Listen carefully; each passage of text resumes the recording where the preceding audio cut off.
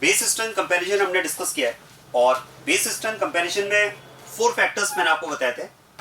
Base strength inversely proportional to resonance, base strength inversely proportional to percentage S character of nitrogen, base strength directly proportional to plus I, inversely proportional to minus I, और fourth factor जो मैंने आपको बताया था that was base strength inversely proportional to steric.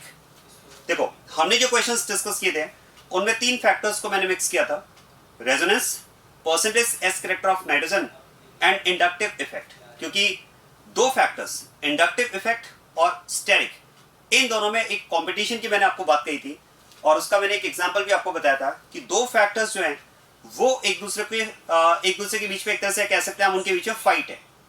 Inductive और steric के बीच में fight है क्योंकि एक फैक्टर अगर बेस स्ट्रेंथ को इंक्रीज करने की बात करता है तो पैरेलल में जो सेकंड फैक्टर है वो वहां पर बेस स्ट्रेंथ को डिक्रीज करने की बात करता है। तो एक कंपटीशन इनके बीच में रहता है, ये मैंने आपसे कहा था। और इस कंपटीशन में विनर कौन होगा ये कंडीशनल है। कंडीशन के अकॉर्डिंग हमें डिसाइड करना होता है कि इंडक्टिव वाला फैक्टर डोमिनेटिंग है या स्टेरिक वाला फैक्टर डोमिनेटिंग है। अब ये डिसाइड कैसे करते हैं, इसके लिए एक स्पेसिफिक क्वेश्चन प्रोफाइल में डिस्कस करने जा रहा हूं। बहुत ही इंपॉर्टेंट क्वेश्चन प्रोफाइल है और इस पर बेस्ड कंसेप्ट जो है वो आपके एनसीईआरटी में भी दिया हुआ है। इस पर बेस्ड क्वेश्चन एग्जाम में पूछे भी गए तो काफी इंपॉर्टेंट है, इसे समझना अच्छे से। इसके लिए एक क्वेश्चन प्रोफाइल में डिस्कस कर रहा हूं।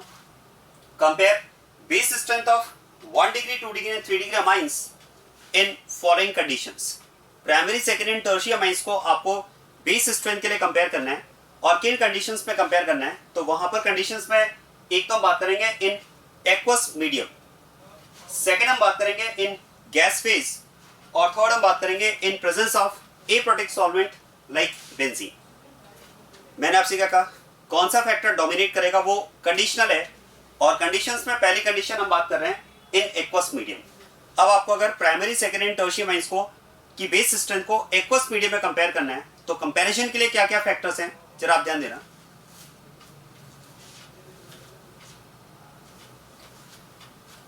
We have to compare primary, secondary and tertiary amines, that is RNH2, R2NH and R3N. It is primary, secondary and tertiary amine in aqueous medium. First condition हमने लिया aqueous medium। देखो aqueous medium में अगर आप primary, secondary and tertiary amines को compare कर रहे हैं for base strength, तो there are 2 factors to compare their base strength. One of the factor is I effect. एक तो हम बात करेंगे इसमें I effect और I effect के लिए जैसा कि हमने डिस्कस किया है base strength is directly proportional to plus I effect। अब आप ध्यान देना, देखो बेस स्ट्रेंथ क्योंकि प्लस आई इफेक्ट के लिए डायरेक्टली प्रोपोर्शनल है तो फिर तो हम बात कर सकते हैं the amine having more plus I effect will be more basic. So in this case in primary amine there is only 1 alkyl group for plus I effect, but in secondary amine there are 2 alkyl groups for plus I effect, and in tertiary amine there are 3 alkyl groups for plus I effect. So overall we can see that the plus I effect in tertiary amine is maximum with 3 plus I groups. It is lesser in second, that is 2 plus I groups, and least in first, that is 1 plus I group. So on the basis of plus I effect, the order of base strength of these 3 amines, the order of base strength of these 3 amines should be 3 degree, 2 degree and 1 degree. इसके according अगर बात की जाए तो इन amines का जो base strength का order होना चाहिए वो 3 डिग्री, 2 डिग्री एंड 1 डिग्री होना चाहिए। किसके अकॉर्डिंग? इंडक्टिव के according. But whenever we are comparing base strength of these amines in aqueous medium, inductive effect is not the only factor to decide the base strength. In aqueous medium, one more factor is there that is to be considered, and the second factor is base strength directly proportional to proton accepting tendency. हमें साथ में ये भी देखना होगा कि इन amines में proton accepting tendency क्या है, क्योंकि आप याद करो प्रोटॉन एक्सेप्ट करना ही तो बेसिक नेचर है ना। तो जिस अमाइन में प्रोटॉन एक्सेप्ट करने की टेंडेंसी सबसे ज्यादा होगी वो अमाइन सबसे ज्यादा बेसिक होगी। अब क्वेश्चन है कि हम प्रोटॉन एक्सेप्टिंग टेंडेंसी को कैसे कंपेयर करें। तो एक बात सोचिए, एक अमाइन अगर प्रोटॉन एक्सेप्ट करता है तो रिजल्टिंग मॉलिक्यूल क्या होगा? What will be the resulting molecule on accepting proton by an amine? तो आप ध्यान देना, अगर एक अमाइन प्रोटॉन एक्सेप्ट करेगा मतलब प्रोटॉन अगर अमाइन पर ऐड होगा, या आप ये भी कह सकते हैं स्टेटमेंट में if there is protonation of amine, what does it mean? It is addition of proton on amine. तो ध्यान देना, अगर एक अमाइन प्रोटॉन एक्सेप्ट करता है तो ये अपना लोड पेयर डोनेट करके प्रोटॉन एक्सेप्ट कर लेगा, and on accepting proton there is formation of cation. Proton accept करने से क्या हो रहा है, केटायन का फॉर्मेशन हो रहा है। तो अगर हमें ये कंपैरिजन करना है कि इन 3 अमाइंस में प्रोटॉन एक्सेप्ट करने की टेंडेंसी क्या है, मतलब कौन प्रोटॉन फास्ट एक्सेप्ट कर रहा है और कौन प्रोटॉन एक्सेप्ट करने में स्लो है, तो वो कंपैरिजन कैसे करेंगे, आसान है। आप ये देख लो कि जो रिजल्टिंग केटायन फॉर्मेशन है, किस केटायन का फॉर्मेशन सबसे फास्ट हो रहा है। आप ये यहां पर क्या देख सकते हैं, यहां पर आप ये देख सकते हैं कि what is the rate of formation of cation. क्योंकि क्या मैं कह सकता हूं, इन 3 केटायंस में से ये प्राइमरी अमाइन के करस्पॉन्डिंग केटायन है, सेकेंडरी अमाइन के करस्पॉन्डिंग केटायन और टर्शियरी अमाइन के करस्पॉन्डिंग केटायन। इन 3 केटायंस में से जिस केटायन का फॉर्मेशन सबसे फास्ट होगा, अंडरस्टूड है, उसी के करस्पॉन्डिंग अमाइन ने प्रोटॉन सबसे पहले एक्सेप्ट किया होगा। क्योंकि प्रोटॉन सबसे पहले एक्सेप्ट किया होगा तभी तो रिस्पेक्टिव केटायन का फॉर्मेशन सबसे फास्ट हुआ होगा ना। तो बस हम ये देख लें कि इन 3 केटायंस में से कौन से केटायन का फॉर्मेशन सबसे फास्ट है। तो ultimately we can compare on the basis of rate of formation of cation. क्योंकि जिस केटायन के फॉर्मेशन की रेट सबसे ज्यादा है, जो केटायन सबसे फास्ट बनेगा, अंडरस्टूड है, उसी के करस्पॉन्डिंग अमाइन ने प्रोटॉन सबसे फास्ट एक्सेप्ट किया होगा, या कह सकते हैं अंडरस्टूड है, उसी के करस्पॉन्डिंग अमाइन में प्रोटॉन एक्सेप्ट करने की टेंडेंसी सबसे ज्यादा रही होगी और वही अमाइन सबसे ज्यादा बेसिक होगा। तो ultimately to compare the strength of these 3 amines in aqueous medium there is one more factor, that is rate of formation of cation. अब पॉइंट है कि इन केटायंस के फॉर्मेशन की रेट को कैसे कंपेयर करें। तो ध्यान देना, इन केटायंस के फॉर्मेशन की रेट को कंपेयर करने के लिए 2 फैक्टर्स हैं। एक तो हम बात करते हैं स्टेबिलिटी। क्या मैं कह सकता हूं, इन 3 केटायंस में से जो केटायन सबसे ज्यादा स्टेबल होगा, उसके फॉर्मेशन की टेंडेंसी सबसे ज्यादा होगी, वो सबसे पहले फॉर्म होना चाहेगा। आप खुद सोचिए ना, कौन सा मॉलिक्यूल पहले फॉर्म होना चाहेगा, मोर स्टेबल या लेस स्टेबल। तो more stable molecule, less stable molecule के फॉर्मेशन की टेंडेंसी कम होगी। जो मॉलिक्यूल कम स्टेबल होगा वो बनना भी कम चाहेगा, उसके फॉर्मेशन की टेंडेंसी भी कम होगी। तो यहां पर हम कह सकते हैं कि इन 3 केटायंस के अगर हमें फॉर्मेशन की रेट को कंपेयर करना है, तो rate of formation of cation will be directly proportional to stability. ये स्टेबिलिटी के डायरेक्टली प्रोपोर्शनल है, क्योंकि जिस केटायन की स्टेबिलिटी सबसे ज्यादा होगी, ध्यान देना, जिस केटायन की स्टेबिलिटी सबसे ज्यादा होगी, उस केटायन के फॉर्मेशन की टेंडेंसी सबसे ज्यादा होगी। आप कह सकते हैं वो केटायन सबसे आसानी से बनेगा, उस केटायन के फॉर्मेशन की रेट सबसे ज्यादा होगी। अब क्वेश्चन है फिर स्टेबिलिटी को कैसे कंपेयर करें। तो ध्यान देना, अगर हमें इन 3 केटायंस का स्टेबिलिटी कंपैरिजन करना है तो बहुत ही आसान है। It can be compared on the basis of solvation. ध्यान देना, इन केटायंस के स्टेबिलिटी का जो कंपैरिजन है वो हम करेंगे on the basis of solvation, and it is directly proportional to solvation. It is directly proportional to solvation, क्योंकि देखो हम एक्वस मीडियम में बात कर रहे हैं, और एक्वस मीडियम में हम बात कर सकते हैं कि जैसे ही केटायन का फॉर्मेशन होगा, वाटर मॉलिक्यूल्स क्या करेंगे, इन केटायंस का सॉल्वेशन स्टार्ट कर देंगे। याद करो, -I सीरीज में भी मैंने सॉल्वेशन डिस्कस किया था केटायंस का, बिल्कुल वही कंसेप्ट यहां पर अप्लाई होगा।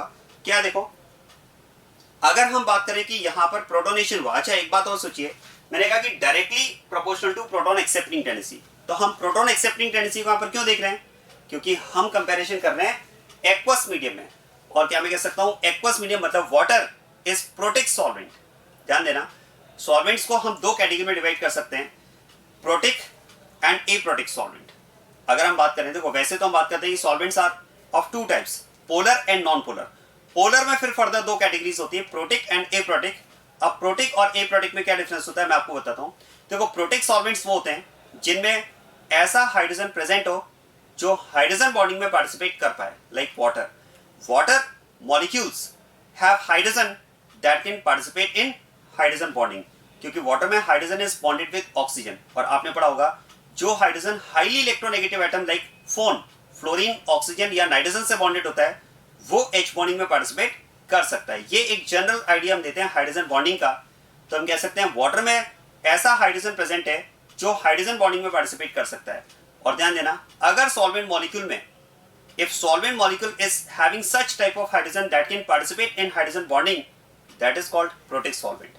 और अगर ऐसा सॉल्वेंट है जिसमें हाइड्रोजन H बॉन्डिंग में पार्टिसिपेट नहीं कर सकता है, तो that is called aprotic solvent. जैसे एग्जांपल मैं आपको बताता हूं, बेंजीन। एक केस हम ये भी डिस्कस करेंगे in aprotic solvent like benzene. Benzene को एप्रोटिक सॉल्वेंट क्यों कहा समझ में आ रहा है, क्योंकि बेंजीन में hydrogen is bonded with carbon and that can not participate in hydrogen bonding. तो यदि सॉल्वेंट मॉलिक्यूल में ऐसा हाइड्रोजन प्रेजेंट है जो हाइड्रोजन बॉन्डिंग में पार्टिसिपेट कर सकता है तो उसको प्रोटिक सॉल्वेंट कहेंगे, और अगर ऐसा हाइड्रोजन प्रेजेंट नहीं है तो that is called aprotic solvent. तो water can be called protic solvent. अब क्योंकि प्रोटिक सॉल्वेंट की हम बात कर रहे हैं तो प्रोटोनेशन की बात तो होगी। हाँ, अगर आप एप्रोटिक सॉल्वेंट में बात करते हैं तो मैं प्रोटोनेशन की बात नहीं करता। तो यहां पर अगर मैंने प्रोटोनेशन की बात की है, यहां पर अगर मैंने प्रोटॉन एक्सेप्टिंग टेंडेंसी की बात की है, since we are comparing their base strength in presence of protic solvent. आ रही बात समझ में? तो अब पॉइंट ये आ रहा था, मैंने आपसे कहा कि इन केटेंस के फॉर्मेशन की टेंडेंसी एक तो इस फैक्टर पर डिपेंड करेगी कि इन केटेंस की स्टेबिलिटी क्या है, क्योंकि जो केटेन सबसे ज्यादा स्टेबल होगा उसके फॉर्मेशन की टेंडेंसी सबसे ज्यादा होगी। क्वेश्चन है फिर इनका स्टेबिलिटी कंपैरिजन कैसे करें? आसान है, सॉल्वेशन। क्योंकि वाटर की अगर हम बात करें, प्रोटिक सॉल्वेंट की अगर हम बात करें, तो जैसे ही केटाइन का फॉर्मेशन होगा वाटर मॉलिक्यूल्स इस केटाइन को अप्रोच करेंगे इसके सॉल्वेशन के लिए, और ये हमने आई सीरीज में भी डिस्कस किया था, बस वही एप्लीकेशन आप ध्यान देना। देखो, जैसे ही केटाइन का फॉर्मेशन हुआ हम बात कर सकते हैं वाटर मॉलिक्यूल अपने नेगेटिव पोल, और वाटर का नेगेटिव पोल क्या है? ऑक्सीजन। ऑक्सीजन पर डेल नेगेटिव चार्ज है, तो वाटर मॉलिक्यूल क्या करेंगे? अपने अपोजिट पोल मतलब नेगेटिव पोल के थ्रू इस पॉजिटिव चार्ज को अप्रोच करेंगे और इसका सॉल्वेशन स्टार्ट कर देंगे। सॉल्वेशन स्टार्ट कर देंगे मतलब neutralization of charge of ion by solvent molecule. तो यहां पर हम बात कर सकते हैं this positive charge will be decreased through solvation by water molecules. और एक बात ध्यान देना, देखो वाटर मॉलिक्यूल यहां पर इस पॉजिटिवली चार्ज नाइट्रोजन को तो डायरेक्टली अप्रोच करेंगे ही, वो तो डायरेक्टली अप्रोच करके सॉल्वेशन करेंगे, लेकिन साथ में आप ध्यान देना three hydrogens are bonded with nitrogen, and these three hydrogens, since these are bonded with nitrogen, they will also attract water molecules for hydrogen bonding। क्या मैं कह सकता हूं, ये जो हाइड्रोजन्स हैं, क्योंकि ये hydrogens highly electronegative atom nitrogen से बॉन्डेड है, और ऐसा हाइड्रोजन जो इलेक्ट्रोनेगेटिव एटम से बॉन्डेड होता है वो H बॉन्डिंग में पार्टिसिपेट कर सकता है, like hydrogen bonded with fluorine, oxygen and nitrogen. तो ये थ्री हाइड्रोजन अगर नाइट्रोजन से बॉन्डेड है, तो क्योंकि ये हाइड्रोजन बॉन्डिंग में पार्टिसिपेट कर सकते हैं, तो फिर तो आप कह सकते हैं these three hydrogens will attract water molecules for hydrogen bonding। मतलब यहां पर ये कह सकते हैं कि यहां पर वाटर मॉलिक्यूल का हाइड्रोजन बॉन्डिंग के थ्रू एसोसिएशन होगा इन थ्री हाइड्रोजन्स के साथ में। तो अल्टीमेटली आप कह सकते हैं इस तरह से यहां पर number of water molecules will approach this cation for its solvation. अब ऐसे में आप सोचिए, अगर वाटर मॉलिक्यूल्स के थ्रू इसका सॉल्वेशन हो रहा है तो सॉल्वेशन का मतलब क्या होगा? Neutralization of charge, charge decrease होगा, और किसी भी केटाइन का अगर चार्ज डिक्रीज होगा तो उसकी स्टेबिलिटी बढ़ेगी।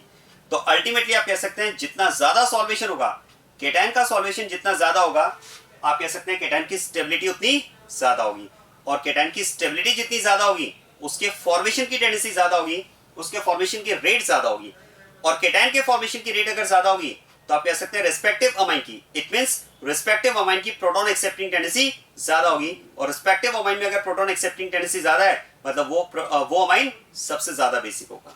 क्या बात समझ में आ रही है?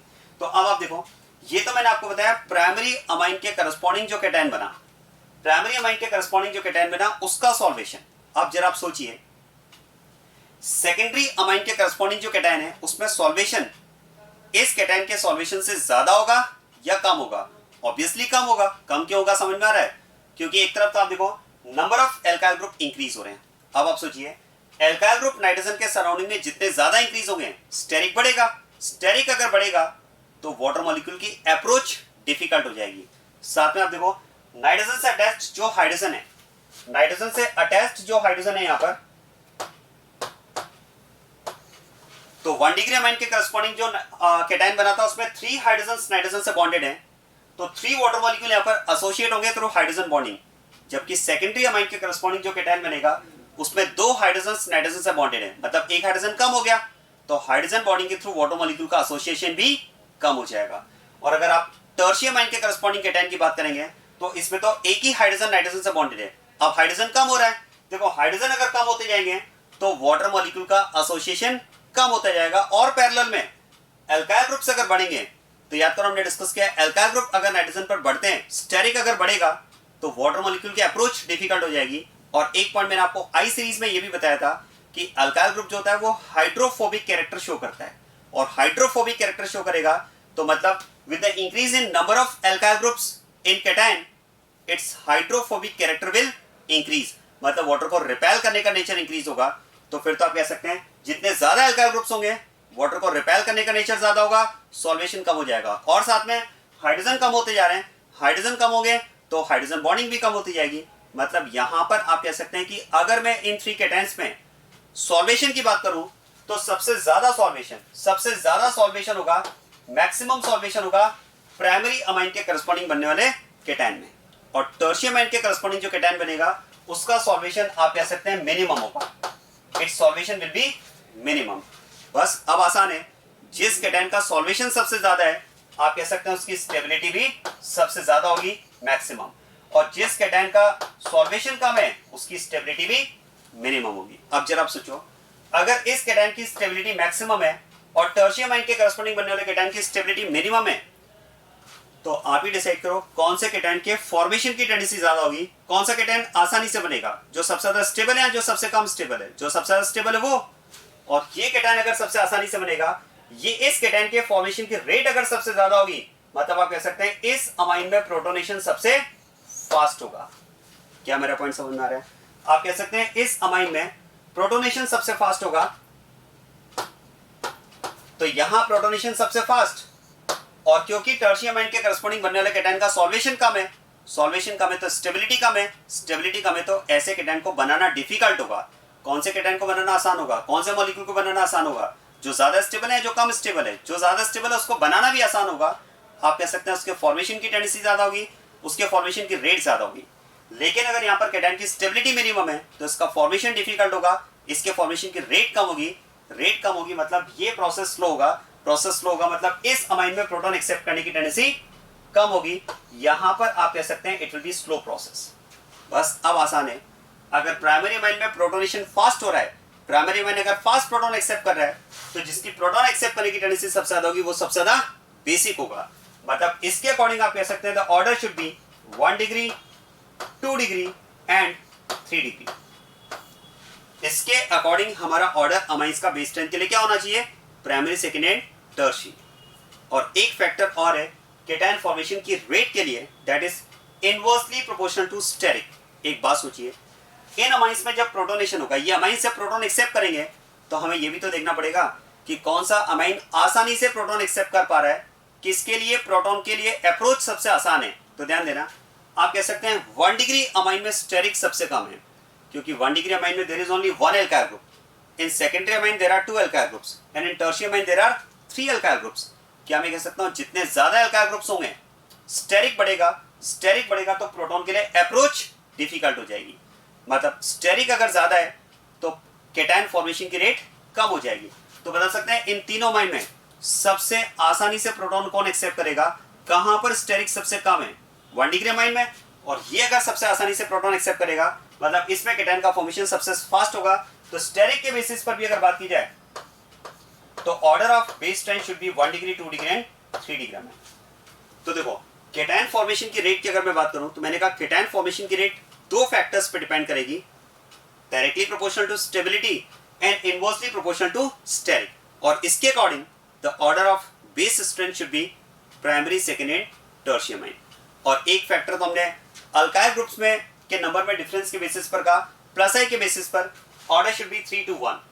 अब आप ध्यान देना, यहां पर अगर हम बात करें तो मैंने आपसे कहा कि एक्वस मीडियम में अगर हम बेस स्ट्रेंथ को कंपेयर कर रहे हैं तो 2 फैक्टर्स हमारे पास हैं, inductive and rate of formation of cation. और दोनों फैक्टर्स को जब हमने कंसिडर किया तो अब हमारे सामने एक बड़ी प्रॉब्लम ये सामने आ रही है, एक बिग प्रॉब्लम ये सामने आ रही है कि एक फैक्टर के अकॉर्डिंग तो ऑर्डर 3 to 1 है, लेकिन सेकेंड फैक्टर के अकॉर्डिंग ऑर्डर 1 to 3 है। मतलब यहां पर अगर आप देखेंगे तो दोनों ही फैक्टर्स में ऑर्डर एकदम रिवर्स आ रहे हैं। तो क्वेश्चन है अब क्या कंसिडर किया जाए, 1 to 3 या 3 to 1? तो देखो, ऐसे आप नहीं कर सकते कि किसी एक फैक्टर के अकॉर्डिंग हम 3 to 1 कहते हैं, 1 to 3 कहते हैं। हमें इनका कंबाइंड इफेक्ट देखते हुए एक फाइनल ऑर्डर की बात करनी पड़ेगी। और उस फाइनल ऑर्डर के लिए अब मेरे कुछ पॉइंट्स पर आप ध्यान दीजिएगा, ध्यान देना। देखो, यहां पर हम कह सकते हैं ऑल्दो अमाइंस आर 3, ध्यान देना, although amines are 3 but actual fight is only between 2। यहां पर अमाइन 3 है, लेकिन जो मेन फाइट है वो केवल 2 अमाइंस के बीच में है। और वो 2 अमाइंस कौन से हैं? Primary and tertiary. अगर आप ध्यान दें तो दोनों ही ऑर्डर्स में दोनों ही ऑर्डर्स में अगर आप ध्यान दें तो जो सेकेंडरी अमाइन है वो तो अपनी पोजीशन पर ही है ना। सेकेंडरी अमाइन की पोजीशन चेंज नहीं हो रही है। जो मेन फाइट हो रही है वो किसके बीच में? प्राइमरी और टर्शियरी के बीच में। आप इसको ऐसे समझिए, इंडक्टिव चाहता है कि tertiary amine should be most basic and primary amine should be least basic, जबकि सेकंड फैक्टर चाहता है कि primary amine should be most basic and tertiary amine should be least basic. Secondary amine को लेकर के कोई भी बहुत ज्यादा अपोज नहीं कर रहा है। क्या मेरा पॉइंट समझ में आ रहा है? तो इसका मतलब एक जनरल सेंस से आप इस बात को समझे, एक कॉमन सेंस से आप समझे कि यहां पर जो मेन फाइट है, दोनों फैक्टर्स के बीच में जो मेन फाइट है वो 1 डिग्री एंड 3 डिग्री को लेकर के। एक फैक्टर कहता है 3 डिग्री सबसे आगे होना चाहिए, एक फैक्टर कहता है 1 डिग्री सबसे ज्यादा होना चाहिए। 2 डिग्री के लिए आप कह सकते हैं दोनों ही फैक्टर्स मॉडरेट हैं। और ध्यान देना, ये रीजन है क्योंकि एक फैक्टर ने 1 डिग्री को पीछे किया, एक फैक्टर ने 3 डिग्री को पीछे किया। 2 डिग्री के लिए दोनों फैक्टर्स मॉडरेट हैं। ये रीजन है कि एक फैक्टर ने प्राइमरी को पीछे किया, एक फैक्टर ने टर्शियरी को पीछे किया, और इन दोनों की फाइट में फायदा किसको मिला? सेकेंडरी अमाइन को। वो सबसे ज्यादा बेसिक हो जाएगा। आप ध्यान देना, इन 3 अमाइंस पे अगर बात की जाए तो जो हमें सबसे ज्यादा बेसिक अमाइन मिलता है इन 3 अमाइंस में, अगर हम बेस 10 कंपैरिजन की बात करें तो दोनों फैक्टर्स के अकॉर्डिंग जो कंबाइंड इफेक्ट, जो कंबाइंड ऑर्डर हमें मिलता है, उस कंबाइंड इफेक्ट के अकॉर्डिंग नेट ऑर्डर में ध्यान देना सबसे ज्यादा बेसिक हमें मिलता है 2 डिग्री अमाइन। क्योंकि प्राइमरी और टर्शियरी की जो फाइट है, ये तो एक जनरल स्टेटमेंट भी आपने सुना होगा, एक सिंपल लैंग्वेज में कह दिया जाता है कि 2 की लड़ाई में हमेशा फायदा तीसरे का होता है। तो वो यहां पर तीसरा कौन है? 2 डिग्री अमाइन। क्योंकि फाइट किनके बीच में? प्राइमरी और टर्शियरी के बीच में, और उसका बेनिफिट किसको मिला? 2 डिग्री अमाइन को। आप इसको ऐसे भी समझे, देखो मैंने कहा भाई इन 3 अमाइंस में सबसे ज्यादा जो बेसिक हमें कंपाउंड मिलता है वो 2 डिग्री अमाइन मिलता है। और उसका रीजन मैंने आपसे कहा क्योंकि यहाँ पर जो फाइट है वो 1 और 3 के बीच में। अब किसी के माइंड में अगर क्वेश्चन है सर ऐसे कैसे आपने 2 डिग्री अमाइन को सबसे ज्यादा बेसिक बोल दिया, तो चलो अगर आप में से किसी भी स्टूडेंट को लगता है कि सेकेंडरी अमाइन को सर हम ऐसे कैसे सबसे ज्यादा बेसिक मान लें, हमें तो लगता है कि टर्शियरी अमाइन सबसे ज्यादा बेसिक होना चाहिए, या हो सकता है आप में से कुछ स्टूडेंट को लगता हो कि प्राइमरी अमाइन सबसे ज्यादा बेसिक होना चाहिए।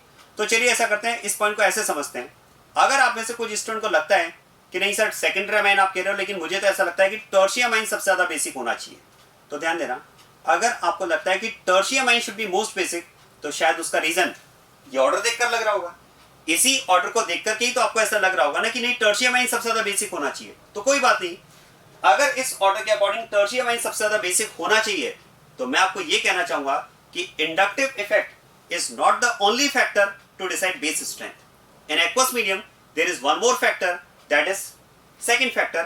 और अगर आपको इस ऑर्डर को देखकर लगता है कि टर्शियरी अमाइन सबसे ज्यादा बेसिक है, तो सेकंड फैक्टर आपको कहेगा कि जरा यहां भी देखिए, ये फैक्टर आपको कहेगा भाई मेरे अकॉर्डिंग तो टर्शियरी अमाइन सबसे कम बेसिक होना चाहिए। तो जैसे ही आपने पहले फैक्टर के अकॉर्डिंग 3 डिग्री को सबसे ज्यादा बेसिक बताया, सेकंड फैक्टर कहेगा मुझे ऑब्जेक्शन है, मेरे अकॉर्डिंग टर्शियरी अमाइन सबसे कम बेसिक होना चाहिए।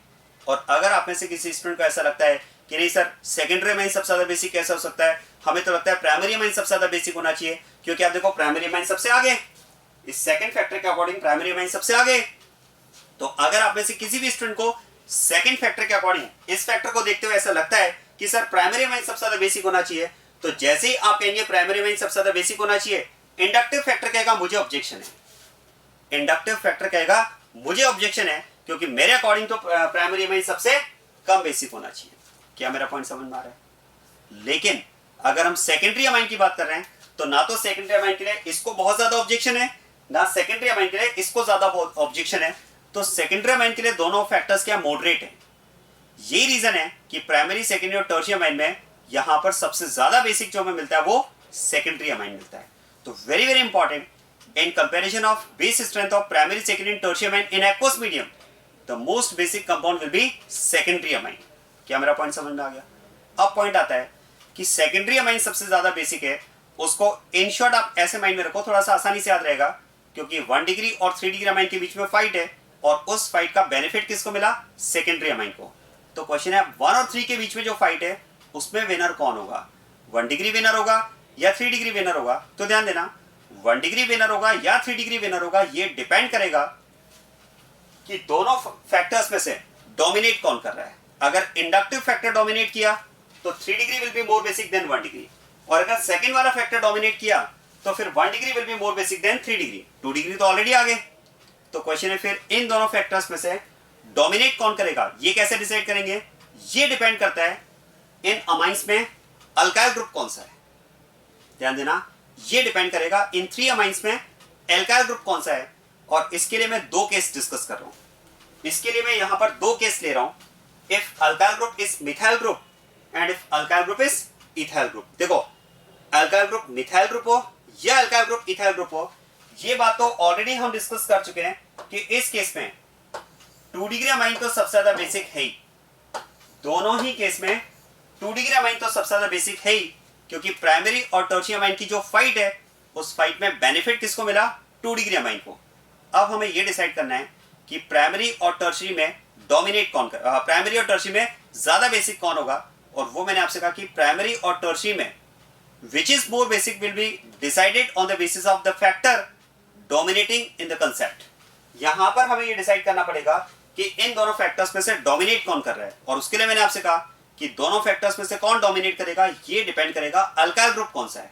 अब जरा ध्यान देना, अगर हम यहां पर अल्काइल ग्रुप मिथाइल ग्रुप लेते हैं, अगर हम यहां पर अल्काइल ग्रुप मिथाइल ग्रुप लेते हैं और एक केस में कह रहा हूं कि अल्काइल ग्रुप हम इथाइल ग्रुप लेते हैं, तो आप तो मुझे बताओ कि किस कंडीशन में आपको लगता है कि इंडक्टिव इफेक्ट डोमिनेट करना चाहिए। मेरा पॉइंट समझना, बस आप तो मुझे ये सोचकर बताएं कि किस कंडीशन में आपको ऐसा लगता है कि inductive effect should dominate, methyl के केस में या इथाइल के केस में। ऑब्वियसली इथाइल के केस में, क्योंकि क्या मैं कह सकता हूं plus I effect of ethyl group is more than that of methyl group. Ethyl group का जो प्लस आई इफेक्ट है वो ज्यादा होता है मिथाइल ग्रुप के प्लस आई इफेक्ट से। ये बात तो क्लियर है ना। इनफैक्ट क्या मैं कह सकता हूं methyl group is the weakest plus I group among all alkyl groups. जितने भी एल्काइल ग्रुप्स हैं उन सब में सबसे कम प्लस आई इफेक्ट किसका होता है, मिथाइल का।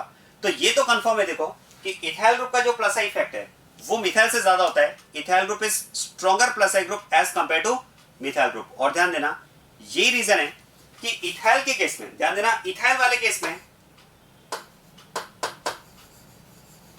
आई इफेक्ट फैक्टर डोमिनेट्स। इस केस में आई इफेक्ट वाला जो फैक्टर है वो डोमिनेट करता है।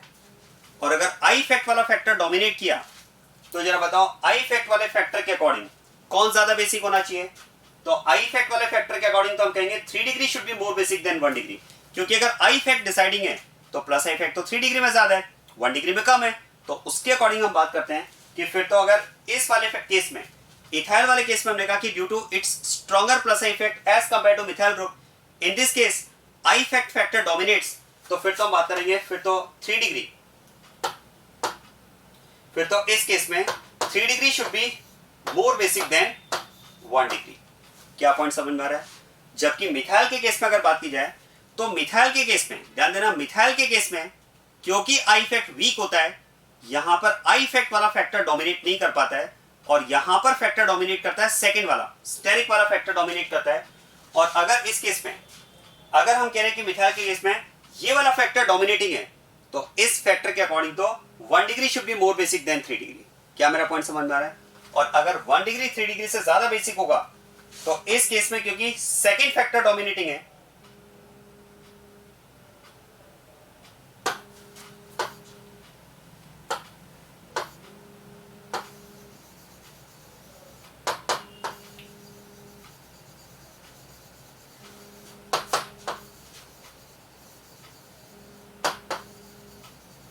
अगर हम बात करें कि इस केस में कैटायन फॉर्मेशन फैक्टर डोमिनेट्स, तो फिर तो सेकंड फैक्टर के अकॉर्डिंग हम बात करना चाहेंगे कि 1 degree should be more basic then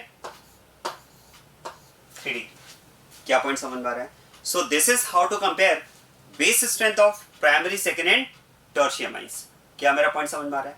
आप इसको ऐसे समझ लेना, देखो ध्यान देना, अगर हमारे पास ये अमाइन है, जैसे हमारे पास ये प्राइमरी अमाइन है, अगर हमारे पास प्राइमरी अमाइन है और हम यहां पर बात करें कि इस प्राइमरी अमाइन से अगर हम टर्शियरी अमाइन पर जाते हैं, इस प्राइमरी अमाइन से अगर हम टर्शियरी अमाइन पर जाते हैं,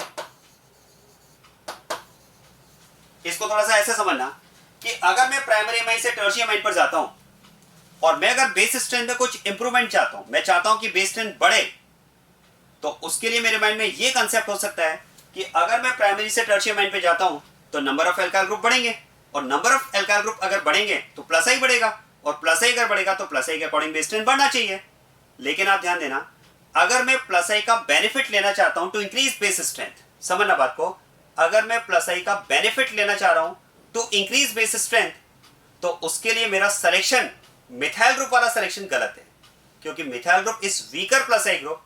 ऐसे केस में हम बात करते हैं क्योंकि methyl group week plus I group है, तो अगर मैं यहां पर नंबर ऑफ मिथाइल ग्रुप बढ़ाता हूं ये सोच करके, अगर मैं यहां पर नंबर ऑफ मिथाइल ग्रुप बढ़ाता हूं ये सोच करके कि मुझे प्लस आई का बेनिफिट मिलेगा, तो ध्यान देना मिथाइल ग्रुप के बढ़ने से नो डाउट प्लस आई तो बढ़ेगा, लेकिन क्योंकि methyl group itself is a weak plus I group, तो आपको प्लस आई का बेनिफिट उतना नहीं मिलेगा जितना स्टेरिक की वजह से लॉस हो जाएगा। ध्यान देना, आपको प्लस आई की वजह से बेनिफिट उतना नहीं मिलेगा जितना स्टेरिक की वजह से लॉस हो जाएगा, क्योंकि अगर आप एल्काइल ग्रुप बढ़ा रहे हो तो पैरेलल में स्टेरिक भी तो बढ़ रहा है।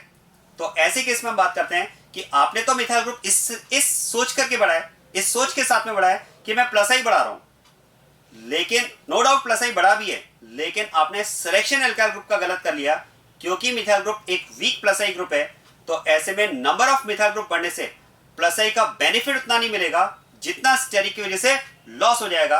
ये रीजन है कि यहां पर 3 डिग्री पीछे रहता है।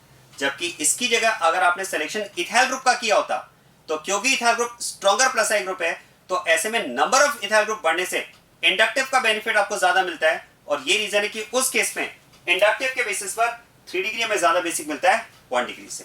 So this is about comparison of primary, second and tertiary amines in aqueous medium. Base strength comparison of primary, second and tertiary amine in aqueous medium. आया समझ में?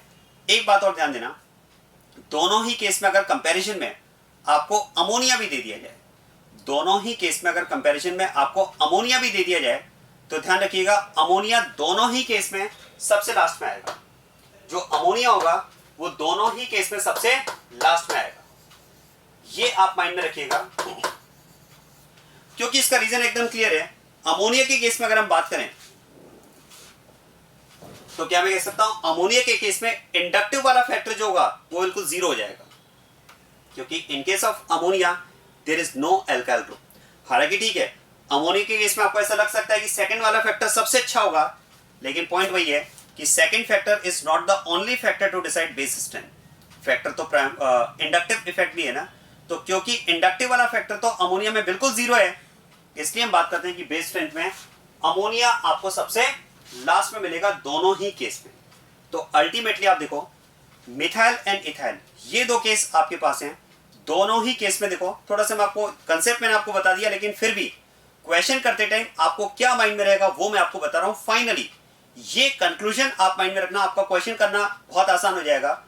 whether the group is methyl or it is ethyl group, in both the conditions 2 degree is most basic and ammonia is least basic। 2 degree सबसे ज्यादा basic है, ammonia सबसे कम basic है, ये तो फिक्स हो गया दोनों में। केवल और केवल डिफरेंस कहां पर आ रहा है?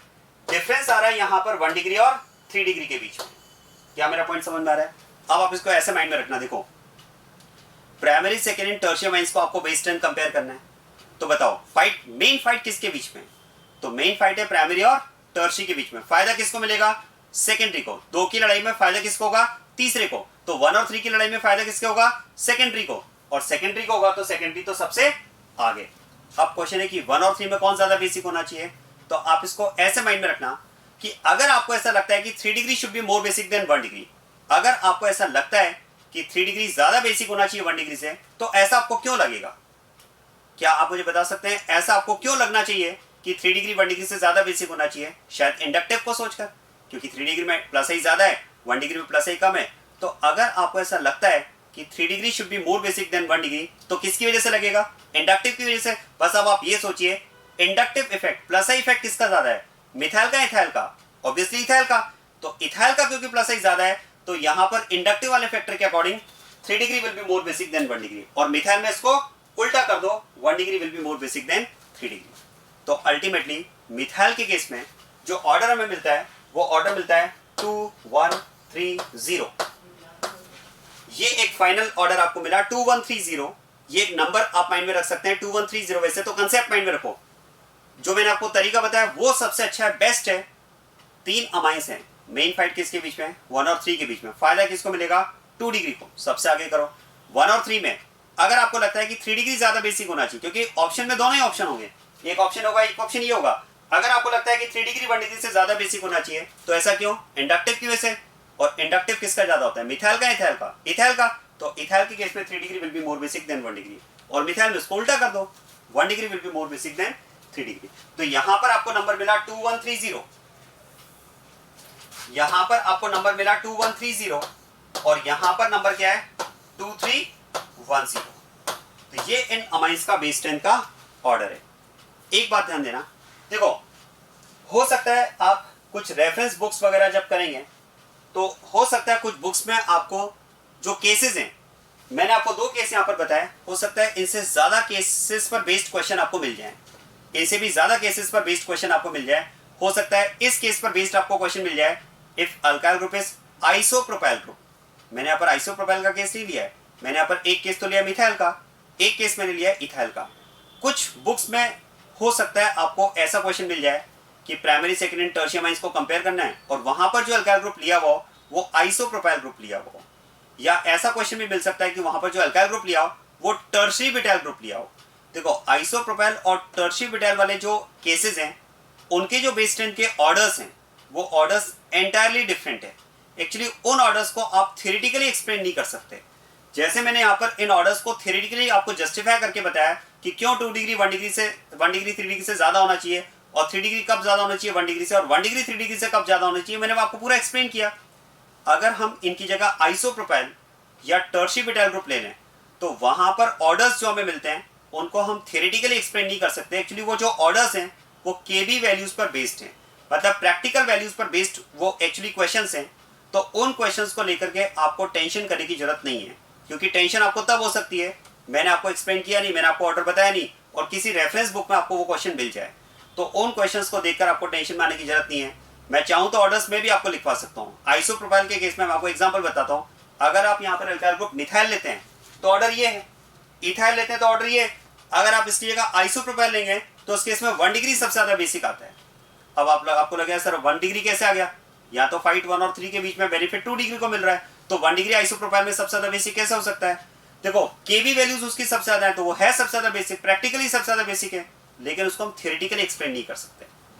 तो वास्तव में आइसोप्रोपाइल और टर्शियरी ब्यूटाइल पर बेस्ड जो क्वेश्चंस हैं, अगर आपको प्राइमरी सेकेंडरी टर्शियम आयन में आइसोप्रोपाइल एज अ ग्रुप दिया हुआ है या tertiary butyl as a group दिया हुआ है, तो वो जो ऑर्डर्स हैं वो एक्चुअली एक्सपेरिमेंटल वैल्यूज पर बेस्ड हैं, उनको थ्योरेटिकली एक्सप्लेन नहीं किया जा सकता। इसलिए उन क्वेश्चंस को मैं डिस्कस नहीं कर रहा हूं।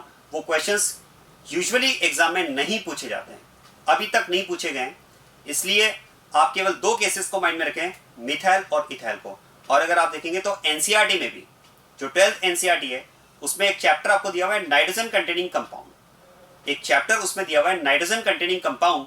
अगर आप उस नाइट्रोजन कंटेनिंग कंपाउंड वाले चैप्टर को, यूनिट नंबर 13 है, उसमें अगर आप देखेंगे तो ये पूरा ऑर्डर जो मैंने आपको एक्सप्लेन किया बिल्कुल एज सच आपको दिया हुआ है। तो उसमें भी अगर आप देखेंगे तो 2 ही केसेस को उसने एक्सप्लेन किया है, मिथाइल को और इथाइल को। एनसीईआरटी ने भी आइसोप्रोपाइल एंड टर्शियरी ब्यूटाइल वाले केसेस को नहीं लिया है, क्योंकि उनको थ्योरेटिकली एक्सप्लेन नहीं किया जा सकता, वो प्रैक्टिकल वैल्यूज के बेसिस पर दिए हुए ऑर्डर्स हैं। अब ऐसे प्रैक्टिकल बेसिस पर तो बहुत सारे क्वेश्चंस बना लो, कोई भी 4 अमाइन आप ले लो और उनकी केबी वैल्यूज को देखकर क्वेश्चन बना लो, लेकिन ऐसे क्वेश्चंस आपसे यूजुअली एग्जाम में नहीं पूछे जाते हैं। प्रैक्टिकल फैक्ट पर बेस्ड कुछ क्वेश्चंस आते हैं, मैं ये नहीं कह रहा हूं कि कभी भी नहीं पूछे जाते हैं, प्रैक्टिकल फैक्ट पर बेस्ड कुछ क्वेश्चंस आते हैं, लेकिन वो कुछ ऐसे फेमस कंपाउंड्स के क्वेश्चंस आते हैं जिन कंपाउंड्स का आइडिया हमें वैसे ही होता है। और ऐसे कुछ प्रैक्टिकल वैल्यूज पर बेस्ड क्वेश्चंस की आपको टेंशन लेने की जरूरत नहीं है, वो क्वेश्चंस मैं आपको टाइम टू टाइम करवाता रहूंगा। जैसे एसिडिक स्ट्रेंथ में भी आप याद करें, मैंने आपको ऐसे क्वेश्चन करवाए जिसमें पिक्रिक एसिड को हमने लिया था, इसके अलावा सल्फोनिक एसिड का भी मैंने ऑर्डर में कंडीशन ली थी, स्क्वायरिक एसिड को भी मैंने लिया था। तो कुछ प्रैक्टिकल वैल्यूज पर बेस्ड क्वेश्चंस हैं, उनकी टेंशन आपको नहीं लेना है। वो क्वेश्चंस हमें पता है किस तरह के क्वेश्चंस फेमस कंपाउंड्स को लेकर पूछे जाते हैं, वो टाइम टू टाइम आपके नोट्स में ऐड होते रहेंगे। बाकी तो जो क्वेश्चंस यूजुअली पूछे जाते हैं वो कंसेप्ट पर बेस्ड क्वेश्चन पूछे जाते हैं जिनको हम थ्योरेटिकली एक्सप्लेन कर पाएं। तो इसके लिए 2 केसेस आपको माइंड में रखने हैं, मिथाइल और इथाइल।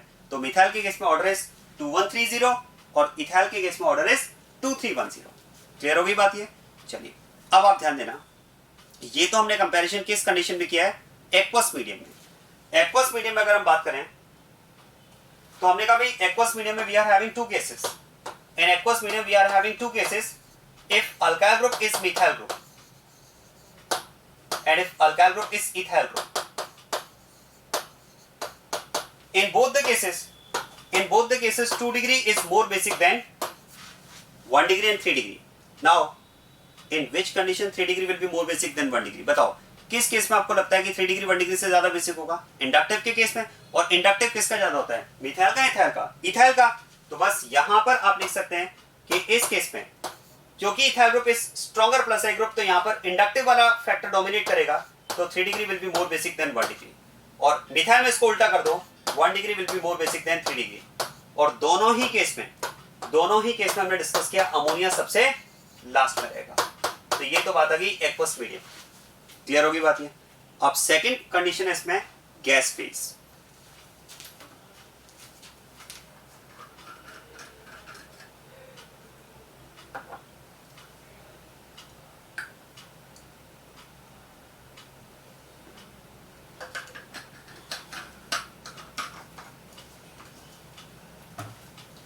यस, ध्यान देना। सेकंड कंडीशन इसमें गैस फेज। देखो गैस फेज में अगर आपको बेस स्ट्रेंथ कंपैरिजन करना है तो सबसे पहले पॉइंट आप ये समझ लें कि जिन दो फैक्टर्स को हमने एक्वस मीडियम में कंसीडर किया था, उन दो फैक्टर्स में से हमें एक फैक्टर को आउट करना पड़ेगा, और वो फैक्टर है proton accepting tendency, formation of cation. क्योंकि क्या मैं कह सकता हूं, अगर गैस फेज की बात हो रही है तो वहां पर प्रोटॉन का सोर्स नहीं है। भाई एक्वस मीडियम में तो water itself can be a source of proton, वहां पर प्रोटिक हाइड्रोजन प्रेजेंट है। लेकिन गैस फेज में आप कह सकते हैं there is no source of proton, और जब प्रोटॉन का सोर्स ही नहीं है तो केटायन फॉर्मेशन होगा नहीं, और केटायन फॉर्मेशन अगर होगा नहीं तो हमें इस वाले फैक्टर को आउट करना पड़ेगा। और अगर ये फैक्टर आउट होगा तो फिर तो हम कह सकते हैं in case of gas phase the only factor to consider to compare base strength is inductive effect. और अगर केवल इंडक्टिव के बेसिस पे कंपेयर करना है तो बहुत ही आसान है, जिसमें प्लस आई ज्यादा होगा वो ज्यादा बेसिक होगा। तो इस केस में आप कह सकते हैं इन gas phase the only factor is I effect. The only factor is I effect. और अगर केवल आई फैक्टर के बेसिस पे कंपैरिजन करना है तो इस केस में तो ध्यान देना, फिर तो यहां पर आंसर बहुत ही आसान है। It will be 3 degree 2 degree 1 degree and ammonia. ये यहां पर बेस स्ट्रेंथ का ऑर्डर हो जाएगा। So this is the order of base strength of primary secondary tertiary amines and ammonia in gas phase, and that is to be considered only on the basis of inductive effect. हमने यहां पर cation formation क्यों नहीं लिया, समझ में आ रहा है ना? क्योंकि गैस फेज में there is no source of cation, जबकि यहां पर अगर बात की जाए तो इसमें हमने केटायन फॉर्मेशन को भी कंसीडर किया, क्योंकि यहां पर हम कंपैरिजन प्रोटिक सॉल्वेंट की प्रेजेंस में कर रहे हैं एक्वस मीडियम। चलिए थर्ड अगर बात की जाए ए प्रोटिक सॉल्वेंट लाइक बेंजीन। देखो अगर आप ए प्रोटिक सॉल्वेंट की बात करें मतलब यहां पर भी प्रोटॉन का सोर्स नहीं है, और अगर प्रोटॉन का सोर्स नहीं है तो केटायन फॉर्मेशन नहीं होगा। केटायन फॉर्मेशन नहीं होगा तो हमें केटायन फॉर्मेशन वाले फैक्टर को बाहर करना पड़ेगा। तो again the only factor will be inductive effect. तो इस केस में भी हम कह सकते हैं the only factor is I effect.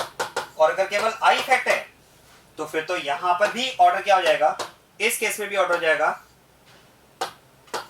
3 degree 2 degree 1 degree and ammonia. ये यहां पर ऑर्डर हो जाएगा। आया समझ में? तो इस तरह से हम बात कर सकते हैं the order of base strength of primary secondary tertiary amine and ammonia in the following conditions are these orders. आया समझ में? So this is about how to compare base strength of primary secondary and tertiary amine. बहुत ही important question profile है, questions exam में आते हैं इस तरह के। अब एक ध्यान देना, एक लास्ट पॉइंट मैं और डिस्कस कर रहा हूं इसी प्रोफाइल के लिए।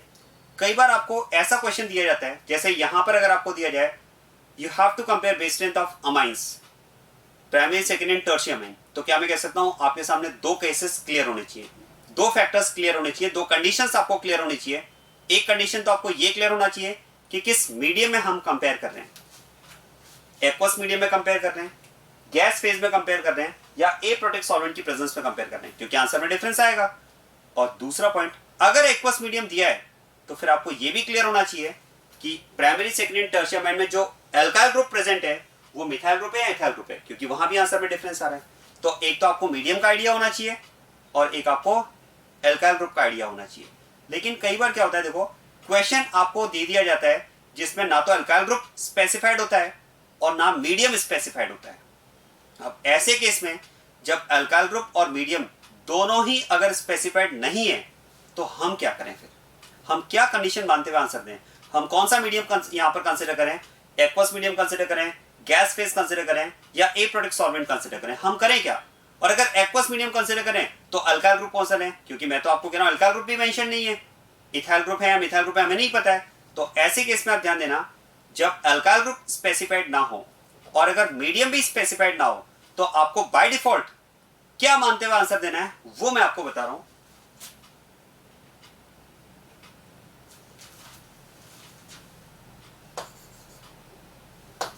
Very important, if in given question alkyl group and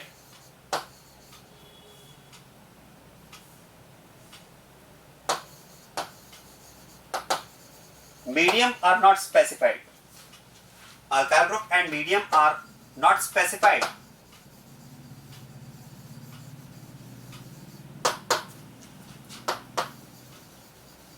consider methyl group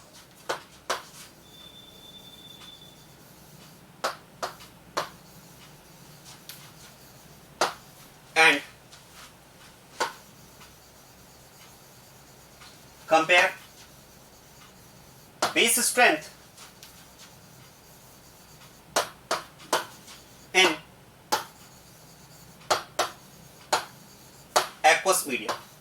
ध्यान देना, अगर मीडियम स्पेसिफाइड नहीं है तो मैंने आपसे कहा you have to consider, by default you have to consider aqueous medium, and in aqueous medium which alkyl group is to be considered? It is methyl group. तो उस केस में आंसर आपको क्या देना है? मिथाइल ग्रुप एक्वस कंडीशन में consider करते हुए आंसर देना है। मतलब उस केस में फिर तो हमारा आंसर ये वाला हो जाएगा। तो आंसर क्या हो जाएगा उस केस में? 2 डिग्री, 1 डिग्री, 3 डिग्री और ammonia. So order of base strength,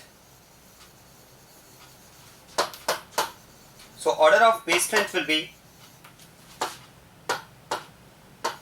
2 degree, 1 degree, 3 degree and ammonia। ये इस केस में क्वेश्चन का आंसर हो जाएगा। क्लियर बात ये?